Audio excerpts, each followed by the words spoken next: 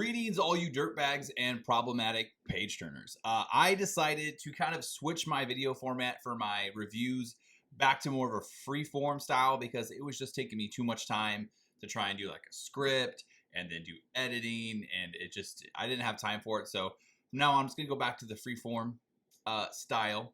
But that being said, today I'm talking about book 1 in the Galaxy's Edge prequel trilogy, Savage Wars, which is written by Jason Anspach and Nick Cole and published by you boys at Wargate. And if you are a fan of audiobooks, then you need to pick this one up because it's narrated by Stephen Lang.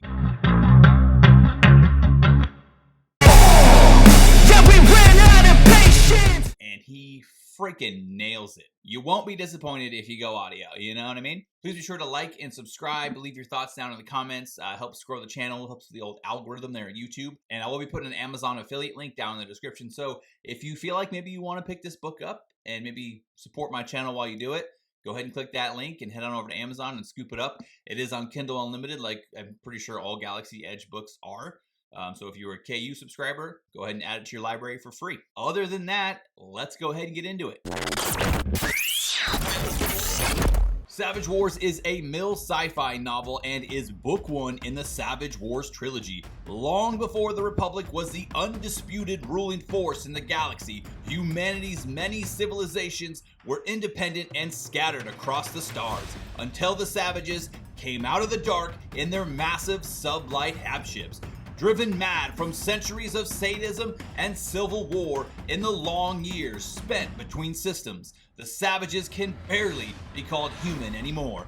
One of these lost tribes of the once elite people of old Earth who fled their home in its most dire hour have come to the planet of New Vega and landed their light hugger, the Hive, at Hilltop, a gentrified part of a New Vega city. Now a coalition of human nations have come to the aid of New Vega, but it might be too late to save the planet and its people from the terrible fate that awaits survivors inside the Savage Hive. Now, Savage Wars is the 9th, if you count Tin Man as a book, it's the 9th one I've read.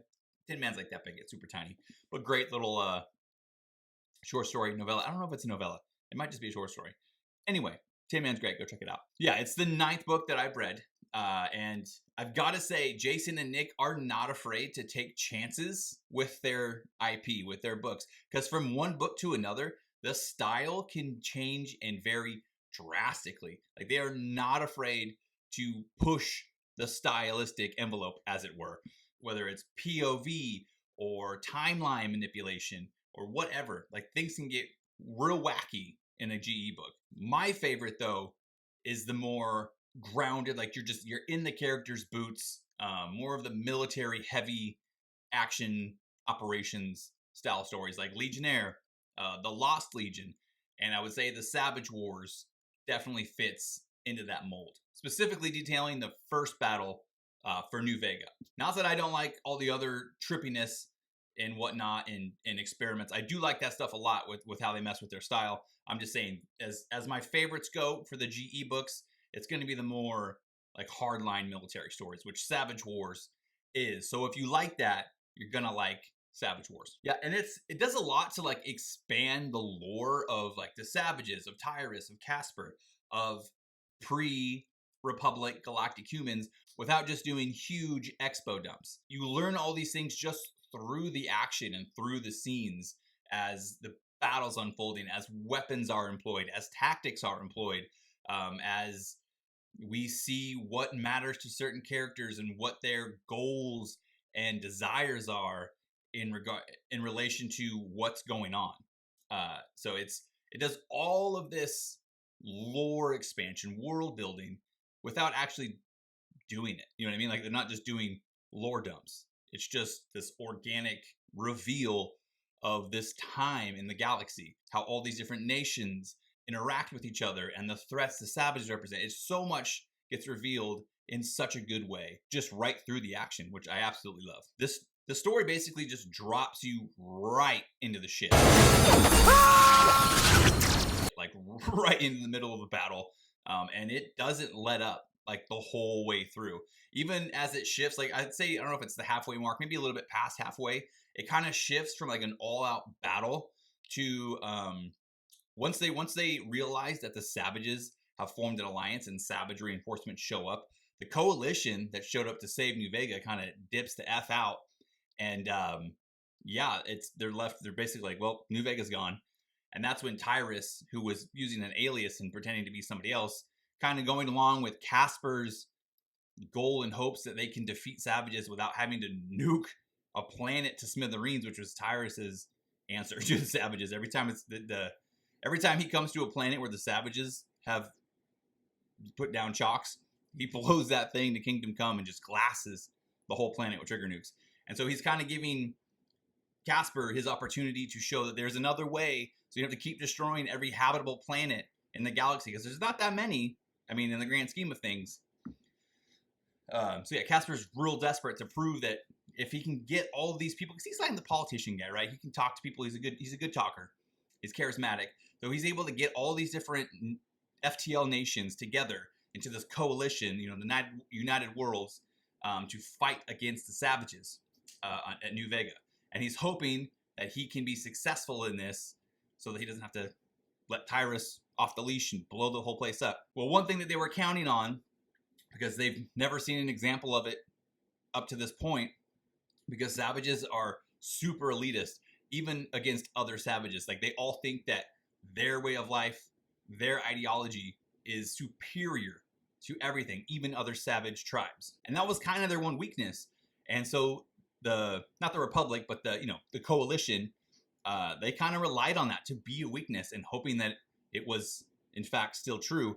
And so that was how they were looking at things, this going forward with Casper's operation. And then when it came out, when they realized that the savages had indeed allied, everything kind of fell apart. The coalition fell apart. People just dipped out, abandoned New Vega, and Rex was like, well, now I'm gonna do things my way. Drops the alias, goes and gets his trigger nuke. And that's the point where it kind of shifts from the full out battle to more of like a commando team, because there's some people that he was fighting with that kind of volunteer to go with him to take this nuke to the Hive, which is the Savage Hulk, and yeah, blow it up and destroy the planet. So yeah, even though like there is a shift in kind of the style of the combat, the action just goes hard the whole story. And yeah, that theme of like Tyrus and Casper trying to like kind of battle it out, compromise with each other, and see what the best way really is to handle savages, is handled really well.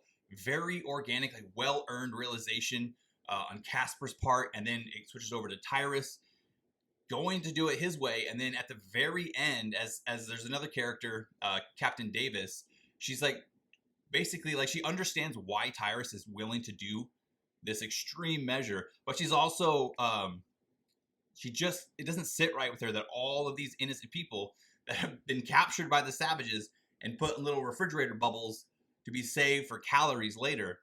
Yeah, there's like a real horror element to the savages in every entry that I've read that they were in. But it doesn't sit right with her to think that they're gonna just go up with the savages and like, yeah, one for all kind of thing. Like, it's for the greater good, one world versus all the worlds in the galaxy. At the end, right as it's about to go off and they've succeeded, they're about to get off planet and the nuke's about to go, he deactivates it. And all the while, like, not just because of Davis, but he's also talking with Casper about maybe another way that they might combat the savages, and that is the idea of the Legion. And then we start, as the next two books come out, we get way more into the creation of the Legion and their first ops, and then going into the second battle of New Vega. But that's not part of this book. This book is just the first battle of New Vega, and it friggin' kicks ass. There's a pretty good cast of characters. They're all awesome, but I would say aside from Tyrus and Casper, the one that really stood out to me was the Wild Man. His journey of just being like, his family was on a different planet. His family was murdered or taken or whatever. They're gone because of the savages. His world was destroyed. He's alone. He's a sniper. He only lives for basically this one-man vendetta against the savages. And he just goes whenever he can, and one by one, because he's a sniper, he takes out savages. And like the whole time he's like hallucinating or like talking to his dead wife, and she's like, "Do another one, babe." Which, dude, it's so good. And we just get this desperate, like the silence kind of feels oppressive on him. When his silence starts to break, and he gets into a situation like where he has to go save this cargo hauler truck full of prisoners, and you can see like his frantic panic as he like opens, like he has to save these people because he didn't save his family. And then there's this release of like all of his pain and guilt and sorrow and fury in the scene in the tunnels when he's fighting these savages on like motorbikes or whatever to let Tyrus and the boys get away to go plant the nuke. And he's just like a one-man wrecking crew, and he gets a hold of the savage and just like pounding the dude's head into the ground over and over and over.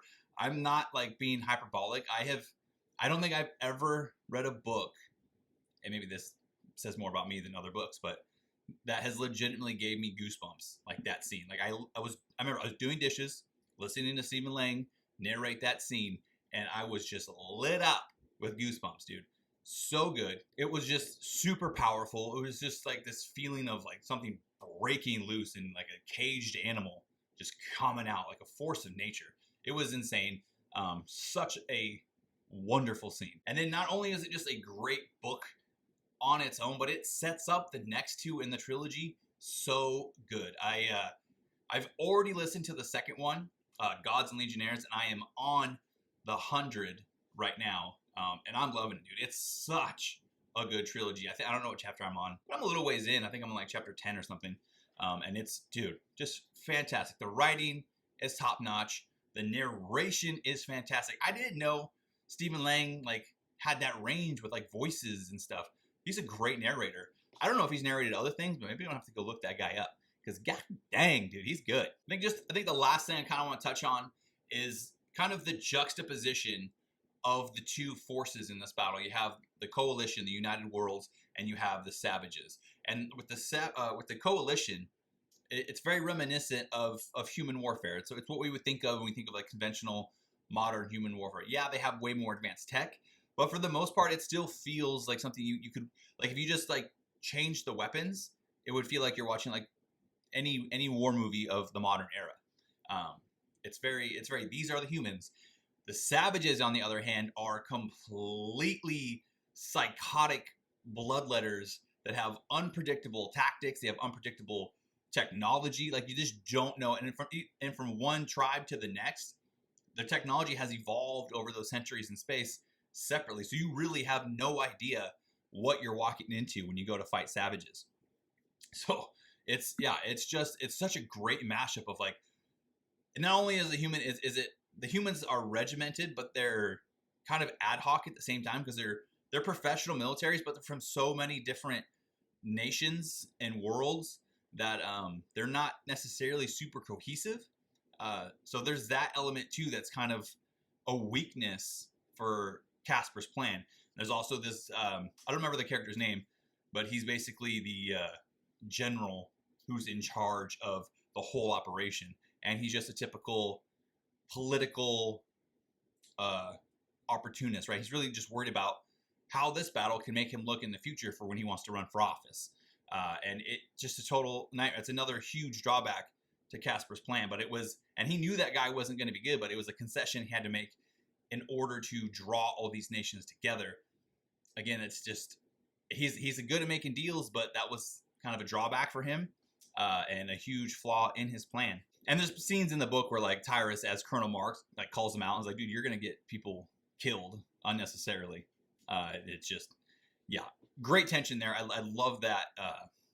It just shows what the flaw is in trying to wrangle all these cats that are FTL worlds, instead of having like a unified force, and why the idea of the Legion might be such a powerful weapon against the Savages, because a unified, super elite force, it doesn't really answer to bureaucrats. Savage Wars was phenomenal. Definitely recommend it. See, I don't know if you noticed, I'm a little sweaty, but it's definitely cooled down.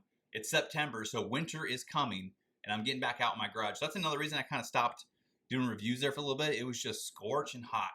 in my garage, and I didn't want to be out here. And if you are new to the channel, check me out on Monday nights at 7 p.m. Pacific time, because we do a book club. Right now we're doing Relics of the Fallen by Nick Nethery, published by Raconteur Press. We might be able to get him on one of the nights just to come chat about his book. But yeah, we're doing that right now. If you want to follow along, go pick up the book. Next Monday, we're going to be reading all the way through section 6, which is like, I think it's like 200 pages into the book. So if you want to join in and you haven't read yet, get cracking and just come in and participate in the chat. It's a lot of fun, dude. I have fun talking to the other guys on the panel. Highly recommend it. But other than that, yeah, that's all I got. Please remember to like, share, comment, and subscribe. Thank you so much for watching. And until next time, stay problematic.